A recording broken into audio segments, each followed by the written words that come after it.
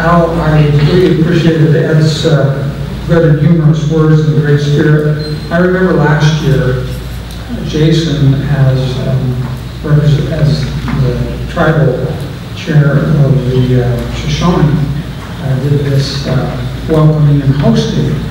And I'll never forget that big guy with his two dainty little daughters doing that beautiful dance.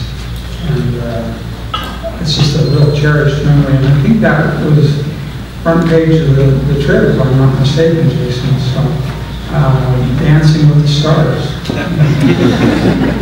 And then our drum group, I don't know where they practice.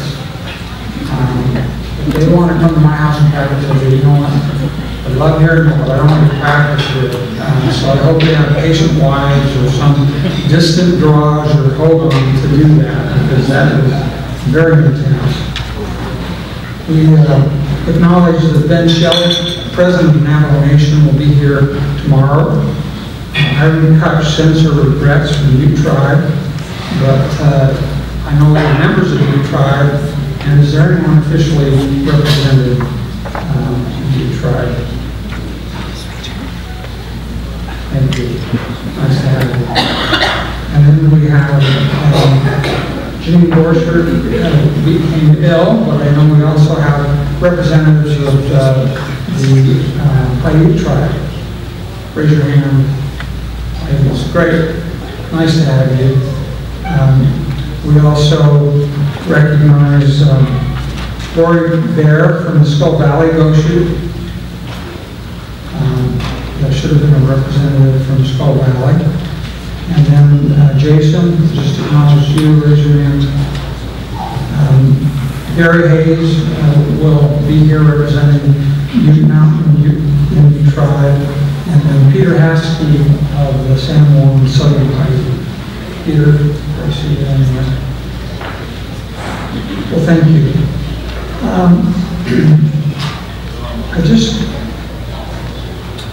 We have Charlotte Mainley of the Shivlets, and by the Charlotte, here.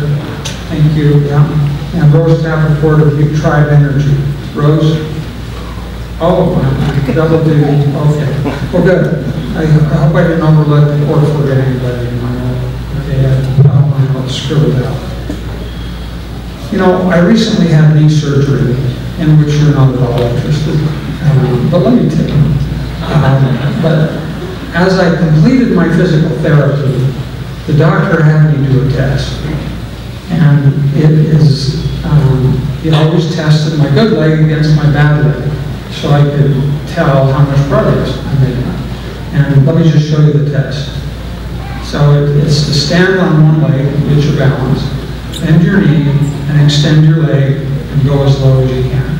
And so I had surgery on my right leg, so I'm just going to do this awesome demonstration. Get my balance, extend my leg, and go as low as I can.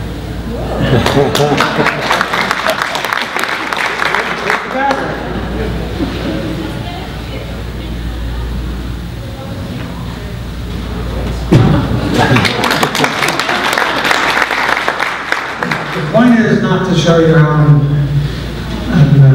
graceful I am, but that's a contrived exercise, just to isolate something. But we would never do that. Why would we just balance on one foot when we have two? We can use 2 feet, and that's the best way, and that's efficient, and it gets things done. As I think of us, and I think of our joint mission, the future we have as Native Americans and friends of Native Americans, which we all are, we have 2 realities to deal with. And one is the connection to the land. I know of no other culture or people who are tied more beautifully and more really to the land than Native Americans. The land speaks in voices that I don't hear, but which are poetic and invigorating and spiritual and holy. to Native Americans. And we, as outside observers, look at that sometimes. Sometimes it seems wonderful, sometimes it doesn't.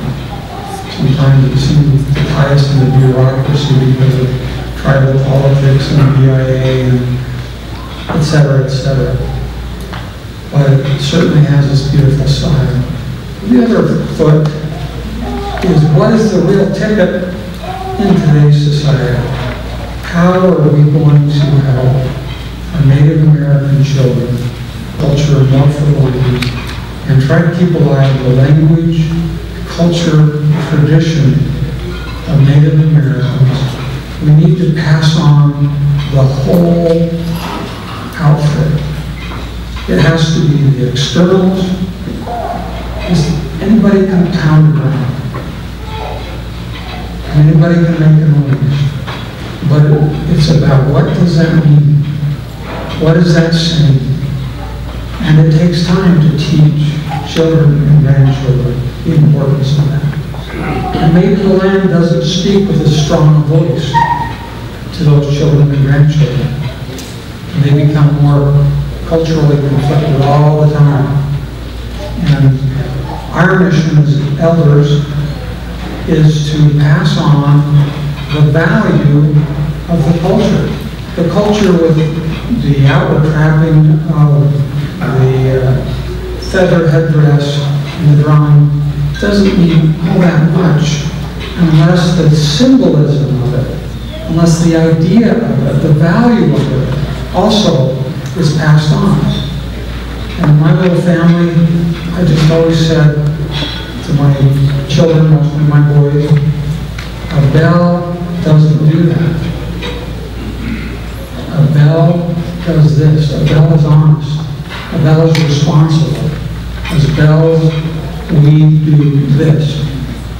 And so, with the beautiful connections to the land, the wonderful culture you have, and imparting to your children and grandchildren, pass on to them the meat and the bone of that culture, the value of holding your head high, of being independent, of having your own direction, of being a leader and being responsible for others. And the other leg to stand on is the ticket to success in America today. And you can try to ride any other train, but there's really only one train that will get you to your destination. And that is education and hard work. Hard work and education today is the ticket. We're not born lords or ladies. We're not born as dukes and duchesses in America. We're all just born. We don't have titles. We just have our native intelligence, and we don't inherit a right to very much. Except as Americans, we inherit political rights. But we don't inherit the individual right to success. We don't have a right, a guarantee that we're going to be successful doing. We have the opportunity to be successful. And there's just no doubt about it. When you look at the employment rate of those who haven't graduated high school and those who versus those who have a college degree, it goes from 15% down to 4.9% during the worst of this recession. We have jobs begging in manufacturing, in engineering, in the state of Utah. Governor hosted 25 CEOs last week of small Utah businesses. And they said, we have labor problems because we can't get trained people to respond to our ads. Now we say, well, there's so many unemployed. Well, being unemployed and being a match for a particular job are two different things. And there's no right, there's no law that we can pass to say, you have to give that person that job. That employer will hire someone and pay them good money, a living wage, if they have an educated, responsible worker. And that is the ticket, and it's the only ticket. And so, as we pass on our culture, let's weave that with what is relevant today. which is education and hard work. And hard work in getting your education, and hard work in developing your education as an employable opportunity, that is the match. And as I see our Native American friends who have grasped that, who have reached out, who have kept their culture, who have been true to the tradition of their fathers and mothers, but they've also reached out and understood that to be economically successful, to get out of dependency, to be independent, to be able to provide for their children and grandchildren, and show them the way into the next century, it is education. I know that, you know that. We are going to do something about it together.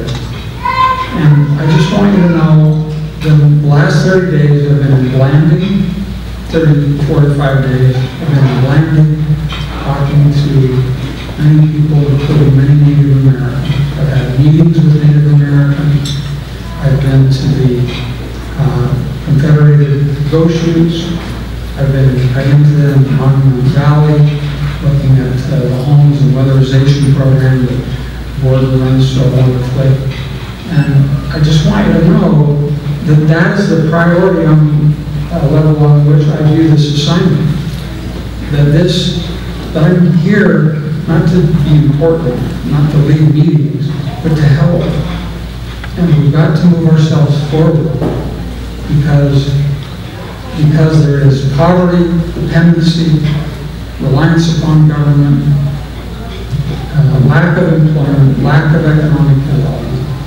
And so we have to balance. We can't let our love of the land become the impeding influence from developing our ability to get a job, start a business, sustain ourselves and our families, and point them in the direction of self-sustaining as well.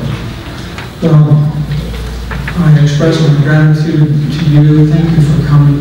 Thank you for your support. We're going to have a great time, and I really look forward to this. Shirley, did I cover it all?